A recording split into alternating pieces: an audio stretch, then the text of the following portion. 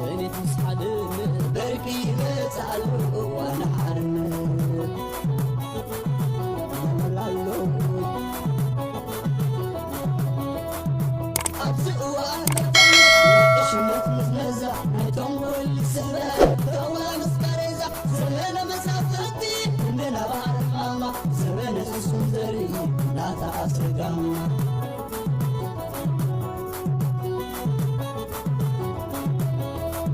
زمن يهودا بالتأبيد نقوليا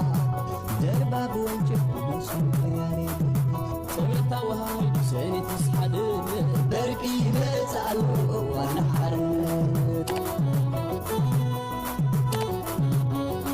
بركي بتعلو وانا حرن قدي حلفان قزي مارن بركي بتعلو وانا حرن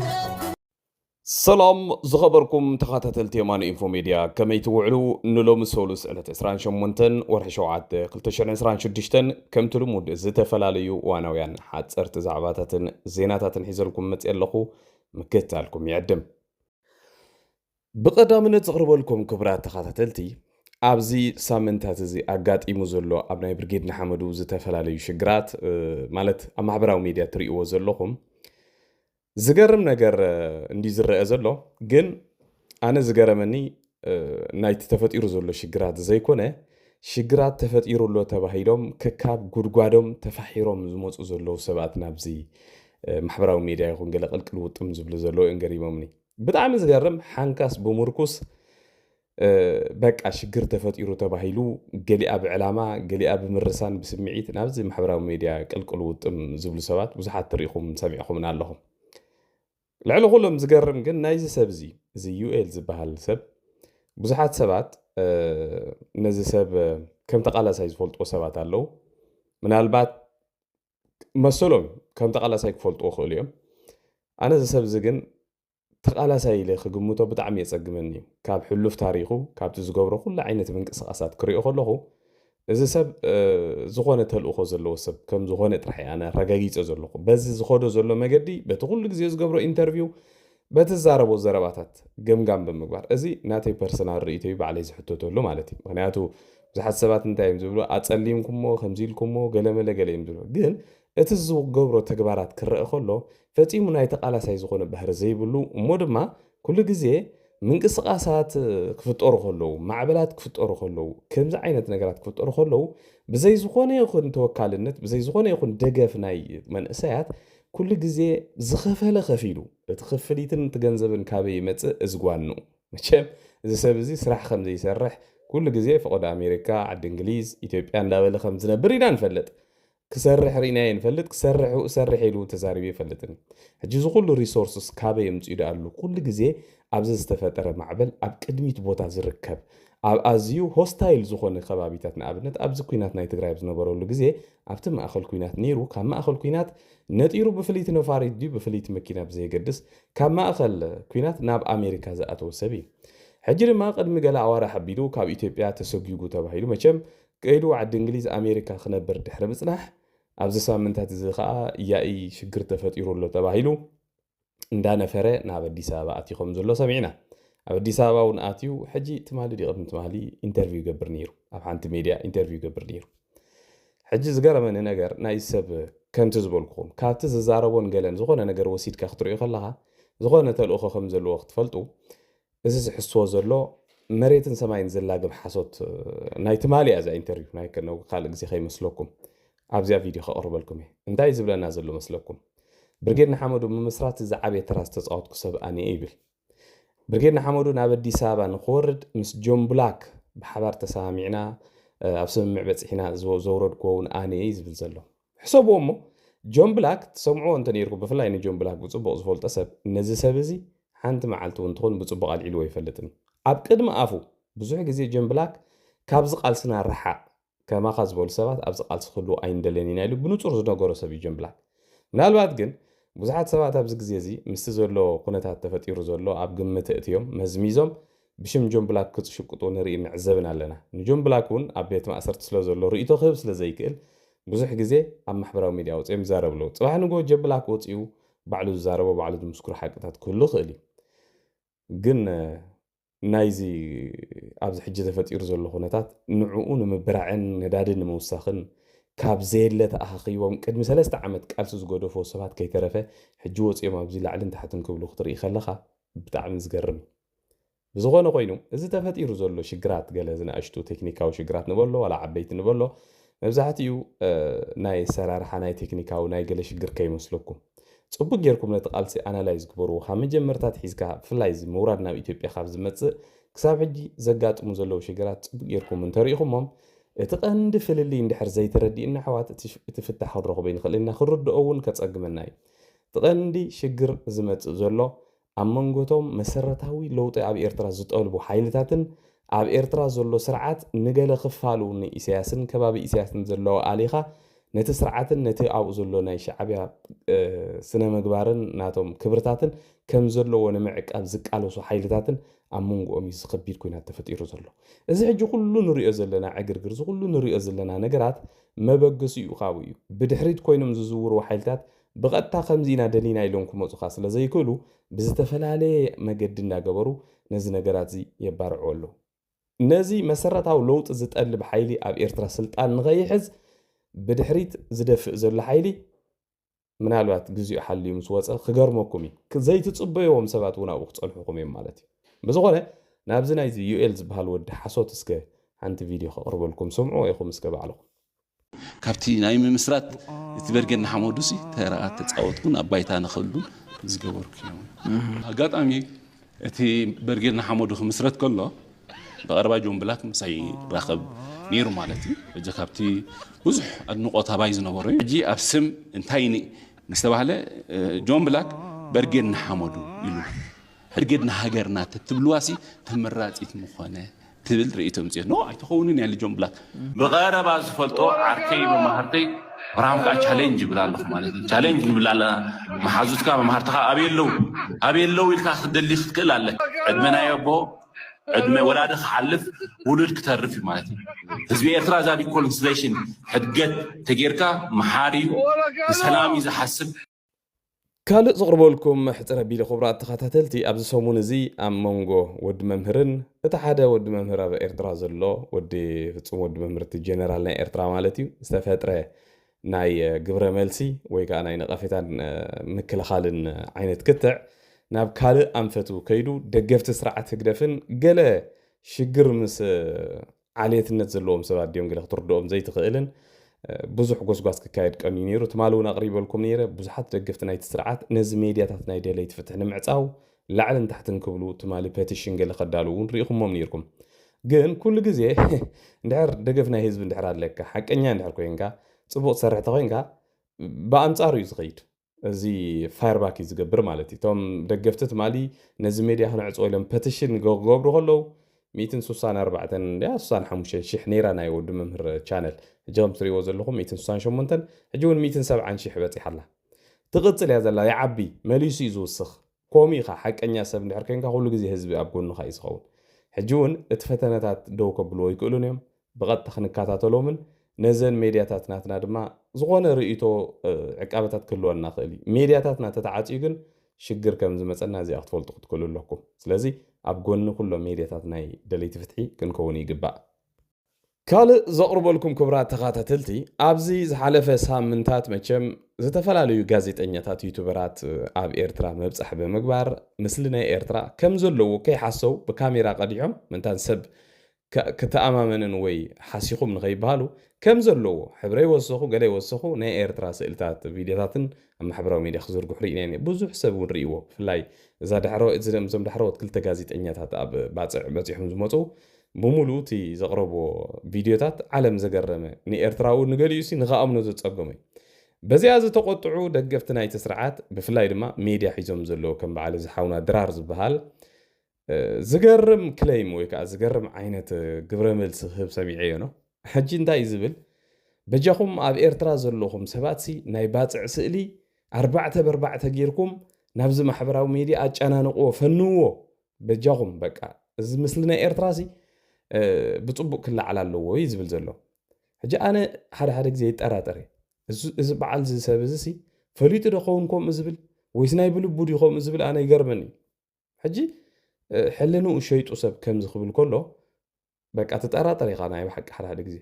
انتي تهزب ديو زحمم زلو ولا انا دي زحمم زلو خي خاتبلنا حجي ناي باصع سئلس قدم سومن زفنو وسئل زوم غازيطኛ ተወጻተኛ ታተይብና ከም ዘላታ ቪዲዮ ገይሮም አቅሪቦምና እዚ ሓውና ካንታ ይብላሎ ኣብ ገርጉሱም ከባቢ ኸይዶም ካብ ደገ ኸይዶም ሊዮም ገለ ዝዛናጉዕ ሰባት ቪዲዮ ምጽስ በቃሪዮ እዚ ተሐቀኛ ስእሊ ይብለናሎ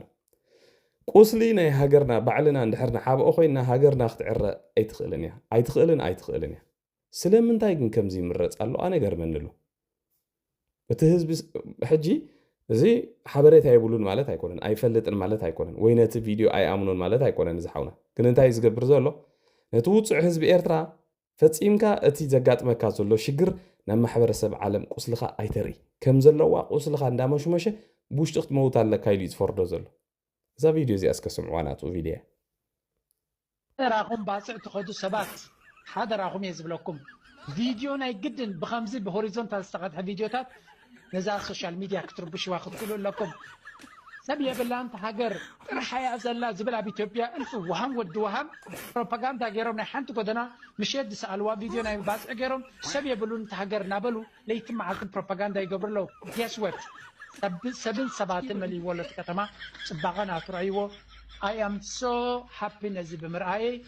نزي فيديو تاع زمتا خلنا ما كابلبي يا زمسكناكم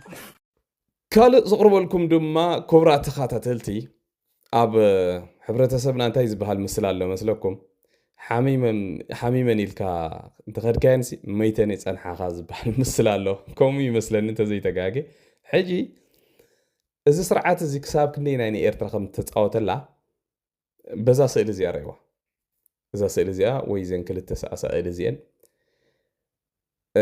እዛ ትሪእዋ ዘለኹም ጥዕና ዘይብላ ትመስል ኣዴና ንበላ ሚኒስትሪ ጥዕና ናይ ኤርትራ እያ ኣምና ንርሑሸን ትበሃል ሚኒስትሪ ጥዕና ናይ ኤርትራ እየ ዝብለኩም ዘለኹ ሕጂ እዚኣ ናይ ሚኒስትሪ ጥዕና ናይ ሓንቲ ሃገር ኢልካ ንሓደ ሰብ ክተላልዩ እንድሕር ፈቲንካ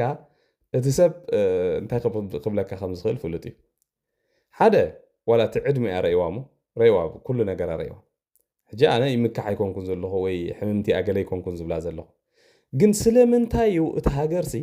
ብኸምዚኦም ዝበሉ ሰባት ዕድሜኣ ሙሉእ ኩሉ ሚኒስትርታት ተታሒዙ እቲ ሃገር ብናእሽቱ ወለዶ ክትመሓደር ዘይተደልየሉ ምክንያት እንታይ እዩ ትሽግር ከመይ እዩ ዝሰርሕ ተኣርእስና ናትና ብጣዕሚ ዝገርመኒ እዚ ሰብኣይ ዓራፋይ ነበር ዝበሃል ሚኒስትሪ ሕርሻ እዩ ሜይቢ 30 ዓመት ገይሩ ይኸውን ኣብታ ስልጣን ዋላ ሰብ እኮ ኣብ ሓደ ስልጣን ነዊሕ ዓመታት ተቐሚጥካ ይስልችዎ እውን ትስራሕ እውን ብግቡእ ክሰርሖ እኮ ይክእልን እንታይ ዓይነት ሕርሻ ኣሎ ብኤርትራ መቸም ትፈልጡ ኢኹም ብጀካቲ ባዕሉ ኣብ ብኣብዑር ገይሩ ዝሓርስ ሰብ ኣብ ዝጋሽ ባርካ ከባቢ ከዓ ዝነበሩ ሓረስቶት ከም በዓል ወዲ ለገስ ገለመለ ዝበሃሉ ብናቶም ተበግሶ ዝሓርሱ ነበሩ ሰባት ከዓ ኣበይ የለው ህይወቶም ከማን ብህይወት የለው ናብ ሰዓት እዚ ማለት ኣብ ምንታይ ኣትዮም ፍሉጥ እዩ ይሕዝን እዩ በቃ ኤርትራ ኣብ ምስሊ ናይዞም ሚኒስተራት እዮም ዝበሃሉ ኣብዚኦም ኢኻ ትርኢ እዚኦም እንተወሓደ 80 ገለ ዓመት ዝገበሩ እዮም ብጣዕሚ ዝሕዝን ናይ ኤርትራ ኩነታት ነዚ ዝመስል ቀፂለ ዝቕርበልኩም ክቡራት ተኸታተልቲ ጉዳይ ጽምዶ ኣብ ትግራይ ሕጂ እውን ዝለዓለ ሽግር እንዳሓዘ ይመጽእ ኣሎ ኣብ ዝሓለፈ እዋን ብዛዕባ ጽምዶ ብዙሕ ግዜ ተዛሪብና ኣብዚ ብሰንኪ ዝጽምዶ ዝበሃል ምስግደፍ ዝግበር ዘሎ ኣብ ልዕሊ ህዝቢ ትግራይ ክፍጸሙ ዝኽእሉ ተግባራት በብሓደ ቅድሚ ሕጂ ተዘርዚርናልኩም ኮፍ ኣቢልናልኩም ኢና ነቶም ተጋሩ ኣሕዋትና ብፍላይ እንታይ ከጋጥመኩም ከም ዝኽእል ኩሉ ነጊርና ኢና ምክንያቱ 30 ካብኡን ላዕሊ ዓመታት ተመክሮ ዘለዎ ህዝቢ ኣብ ቅድሚኹም እንዳረኣኹም ከለኹም ምስ ከምኡ ዓይነት ቀታሊ ስርዓት ዝምድና ክትገብሩ ካብ መረፅኩም እቲ ምርጫናትኩም ስለ ዝኾነ ክትወስድዎ ጥራሕ እዩ ዘለኩም ወላ ሓንቲ ክንገብር ኣይንኽእልና ንሕና ነማኽር ካባና ተመሃሩ ጥራሕ ኢና ክንብለኩም ንኽእል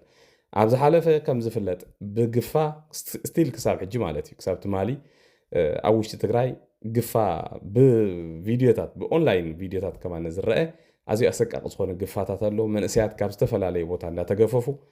ናብ ዝተፈላለየ ወታደራዊ ታዕሊምን ክሳብ ናብ ሱዳን እውን ይኸዱ ከም ዘለዉ እዩ ዝንገር ዘሎ ማለት እዩ ሕጂ ድማ ህወሓት ሓድሽ ሕጊ ኣውፅኦም ኣለዉ እቲ ሕጊ 2001 ኣብ ኤርትራ ዝወፀት ሕጊ ዘይኮነስ ኣዋጅ እዩ ወላ ሓንቲ ሰቂሉ ኣዋጅ ዝወፀ ሕጂ ድማ ኣውፅኦም ኣለዉ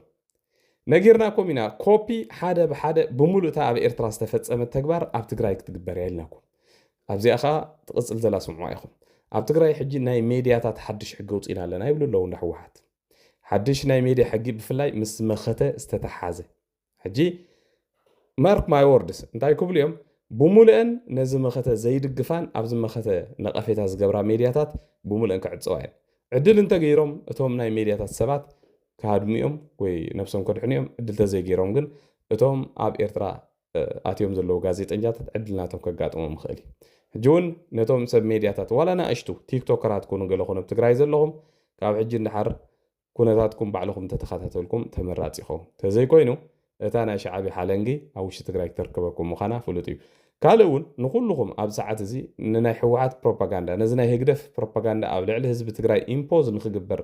ትሰርሑን ትፅዕሩን ዘለኹም ሰባት ማርክ ማይ ወርድስ ድሕሪ ግዜ ብሙሉኹም ተኣሪኹም ከምቶም ኣብ ኤርትራ ካብ 2001 ክሳብ ሕጂ ተተኣርዮም በቲ ዘገልገልዎ ስርዓት ዝብልዑ ዘለዉ ሰባት ክትብልዑ ትኽእሉ ኢኹም እዚ ትንቢት ኣይኮነ ገለ ኣይኮነ እቲ ዘሎ ኩነታት ሓደ ብሓደ ንረድአኩም ኣለና ይኸውን ከኣሎ እዛ ትቐፅል ዘላ ቪድዮ ከዓ ናባኹም ከብላ እየ ኣብኡ ትሰርሕ ሚድያ ኣለውና ኣብ ትግራይ ዝነበራ ሚድያታት እስካብ ቀረባ ግዜ ቀጥዒ ነበረን ኣብ መኸተ ኮይንካ ከም ኢልካ ትኸደ ይትኽእል ነዚ ዝምልከት እውን ሕጊ ወፂ ኣለዉ ገበናት ተቐሚጦም ኣለዉ ንህላወን ድሕነትን ህዝቢ ትግራይ ሓደጋ ዘእቱ እንታይ ይግበር ዝብል ኣብቲ ሕጊ ተቐሚጡ ኣሎ ካልእ ዘቕርበልኩም ክቡራት ተኸታተልቲ ኣዝዩ ዘሕዝን ዜና ኣብ ዝሓለፈ እዋን ኣሳት 200 ዝኾኑ ኢትዮጵያውያን መብዛሕትኦም ተጋሩ ዝርከብዎም ኣብ ስዑድ ዓረብ ምስ ዝተፈላለየ ገበን ዝተተሓዘ ንሞት ተፈሪዶም ከም ዘለዉ ይንገር ጸኒዑ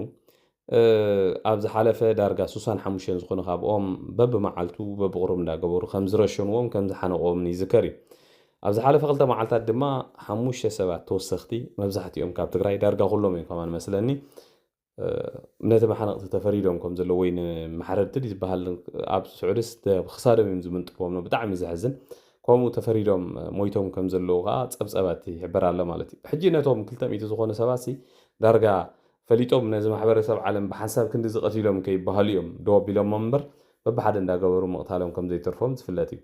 ዝገርም ነገር ድማ ናይዚኦም ጥራሕ ዘይኮነ ዘሕዘነካ ኣብ ዝሓለፈ ቅድሚ 2 መዓልታት 3 መዓልታት ኣቢሉን ኣሳት 18 ዝኾኑ ኢትዮጵያውያን ብኸምኡ ምስ ጫትን ካልኦት ዝተፈላለዩ ሓሽሽን ተተሓዘ ነገር ኣብ ትሕቲ ቁፅጥር ውዒሎም ከም ዘለዉ እዩ ስዑድያ ንጉዳይ ድራግን መስተን ዝምልከት ኩሉ ግዜ ከም ዝበሉ ሰባት ንሞት ከም ትፈርድ ይፍለጥ እዩ በቲ ሓደ መዳይ ክትሪኦ ከለካ እቶም ኣብ ከምኡ ዝሳተፉ ሰባት እውን ናይ ባዕሎም ዝዓበየ ጌጋ ኣለዎም እንድዩ ግን ከም በዓል ስዑዲ ዝበለ ሃገራት ንሕስያ ዘይብለን ሁማኒቲ ዘይብለን ሃገራት ከዓ ከምዚ ምግባር ደው ከብላ ኣይክእላን እየን ካልእ ዘቕርበልኩም ክቡራት ተኸታተልቲ ትማሊ ዘቕረብኩልኩም እዚ ናይ ኣሜሪካ ናይ ኣፍሪኮም ሓላፊ ጀነራል ኣንደርሰን ዝበሃል ኣብ ኢትዮጵያ ምስ ሰበስልጣን መንግስቲ ኢትዮጵያ ርክብ ከም ዝገበረ ኣቕሪበልኩም ነይረ ውጪዝ ብፍላይ ንህግደፍን ንግብፅን ፅቡቕ ዘይኮነ ዜና እዩ ነይሩ ሎማዓንቲ እዚ ናይ ኣፍሪኮም ጀነራል ኣንደርሰን ምስ ፕራይም ሚኒስተር ኣብይ ኣሕመድ ምስ ናይ ኢትዮጵያ ፊልድ ማርሻል ናይ ኢታማዦር ሹም ማለት እዩ ካልኦት ሰበስልጣንን ተራኺቡ ዲስከስ ገይሩ ብዙሓት ጋዜጠኛታት ዝተረኽብዎ እዩ ሓደ ኣገዳሲ ዝኾነ ነገር ተዛሪቡ ብፍላይ ምስ ኢትዮጵያ ኣብዚ ሰዓት እዚ ዝግበር ዘሎ ዓሚቕ ዝኾነ ወተሃደራዊ ምትሕብባር ክሳብ ናይ ሎጂስቲክ ሰራዊት ሎጂስቲክ ምቅብባል ዝኣክል ዝምድና ይኸዱ ከም ዘለዉ እዚ ድማ ንነዊሕ ግዜ ዝቐፀለ ሕጂ ከዓ ብዝለዓለ መልክዑ ክቕፅልዎ ምዃኖምን ናብ ወተሃደራዊ ወላ እዚ ደቂቕ ዝበሃል ምትሕብባር እውን ክንወርድ ምዃንና ኢሉ እዩ ዝዛረብ ዘሎ ኣብዚ ዓመት ጥራሕ 3 ግዜ ስልጣን ካብ ዝሕዝ 3 ግዜ ናብ ኢትዮጵያ ተመላሊሰ ኣለኹ እዩ ዝብል ስለዚ እዚ ኩነታት እዚ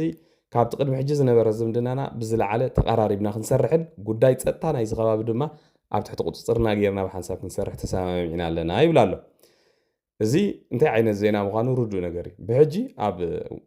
ኢትዮጵያ ማለት ኣብ ልዕሊ ሰራዊት ኢትዮጵያ ህግደፍ ግብፂ ሱዳን ዝኾነ ይኹን ሓይሊ ሓንቲ ክገብር ከም ዘይክእል በዚ ክትርዳእ ትኽእል ማለት እዩ እታ ቪድዮ ከቕርበልኩም የናቱ ካልእ ግን ኣብዚ ዝሓለፈ ሳምንታት እዚ ማሳድ ቦሉስ ዝበሃል ናይ ትራምፕ ፍሉይ ልኡኽ ኣብ ግብፂ ኮይኑ ናይ ሶማል ናይ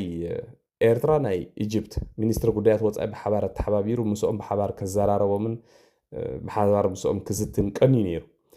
ሕጂ እዛ ጉዳይ እዚኣ ንኢትዮጵያ ኣይሐጎሰቶምን بدحريو دبلوماتنا إثيوبيا ديليجيشن ناب أمريكا بمخاد بزعبة زقديزي طرعنا مغربهم أبزقا وصي زلو صحف رأيوه زي أبز أفريكان ريبورت زوت صحفيو زي ماساد بولوس بحال فليلو أخناي ترامب أبز ساعات زي أنتي إثيوبيا وهيك أنصار إثيوبيا زغيد بروباغندا أوشت قبص خوينو مسناي أنصار إثيوبيا زغونا هاجرات صومال إيرترا بسأن كوينو كومي قبرالو زبل تسابس أبيهم حيزوم وطيو مغنياتو زي ماساد بولوس بحال حدا عرباو مبقل زلو سبيو بستفلالي مقد خا أب ساعات زي مس قبصن مس إيرتران وقينيو أو خوينة زا مغنياتو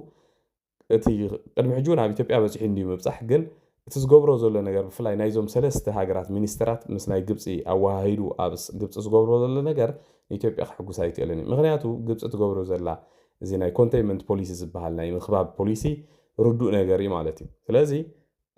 تناي أمريكا أزناي أمريكا زمدنا بمأخلاي مبراقن أب قرن أفريقيا أزي كومبلكس كم زغونه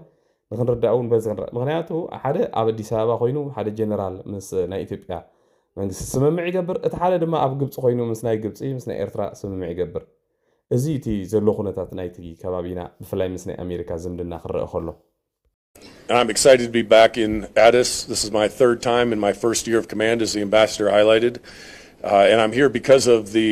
logistics and communications conference that we're putting on right now, co-hosted with the Ethiopian National Defense Force. This is a great opportunity to look at how we can move forward to the future, how we can address the digital age, and how do we bring this together, because logistics is absolutely critical to military and security, but so is communications. And so how do we look at those new technologies and emerging technologies and bring those to bear together? How do we work together to solve these problems? And how do we work together in order to address the common threats that we all share? So with that, this year we did something a little differently. We brought the Department of Commerce along to look at how do we look at market-driven development? How do we look at where this intersection of security and economics occur, and that we can then work together to find solutions to some of these problems? I think one of the things that Mark Mitchell didn't mention about why his father was here in 1949 is because his father was a pilot after World War II, and he came and flew here with Ethiopian Airlines. And I just want to highlight that because Ethiopian Airlines is a great success story. It's a success story for Ethiopia, it's a success story for Africa, but it's also a success story for the U.S.-Ethiopian partnership. أب مودة زغربلكم كبرى تخاتلتي أب سودان زلو خونتاتيو سراويت البرهان أب ساعات زي نسفيح كبابيتات سودان بفلاي نعراب سودان زي كوردوفان كبابي مسكارتم زراخب هايوين بزحاتنا اشتكاتماتاتن تقاطات إيرو دارغانا مولا عوض قصو أب زغرول زلو وان تمالي ناي RSF مراحي حمد داغالو وطيو حادي برس كونفرنس غيرو نيرو ويقع مجلس هيبو أبتي كوينا أبتي برس كونفرنس حدا استأمنوا نجار نحرالو سراويتو أب ساعات زي أبازي حدا جنيا خونتات كمزركوبون دارجاناي هلاو كوينات يكايدو خمزلون أب قدم تلفزيون وزي حبيرو مالتي حجون سراويتو متبعن مورال هيبو سراويتو أب ساعات زي نتخوينات قلبو سوا خمزخونون ناي موداتا زبحال كويناتون كايدو خمزخونون يزارب زلو دخونا بوزحات تعذب زي كمزبلو أب ساعات زي سراويت RSF سرفايف غيرو نابت كوينات كملو سولو زخيل كونتات اندا تفاي زخوي زلو بزحات كابتوم سراويتون ناب تشاد ناب إثيوبيا ناب ليبيا نقصهم يستغرقهم زلو إذن نقر زلو سراويت البرهان بعلو أبتي ناي باتل فيلد ويك أبتي جنبار بهيلوكوبترات بمخاد نسراويتو مورال اندهابه أملأت هاجر أبزز مص زلو وحدات معلتات نخوق قطات أروا تأزازا معلالي فلو زين دحرتا غيرو أتليست اتي سيفيل وورز بحالا بسودان بحد قلنو خبقعي مالتي اتنا اشتو كونفليكتس قلمله خمز فتر زردو نقري مهنياتو مسأل برهان زلو زتفلالي وجلتات استفلالي عين الدليت زلوهم قنا ناتهم زخفق نقر كيمز ايتي فرح زلو بسودان بس غوينو بتقن اتي عناوز بحالناي بروكسي كالوت نايوتس احقرات زساتفالو زنبرقينات دارقا عام بقعي ازركب زغبركم سمعتي نلو مناي مشت أداليلكم زغبركو حاد سرت مدبات نزيز مسل أبزغط المدبنا خصاب نراخب دحنا مسيو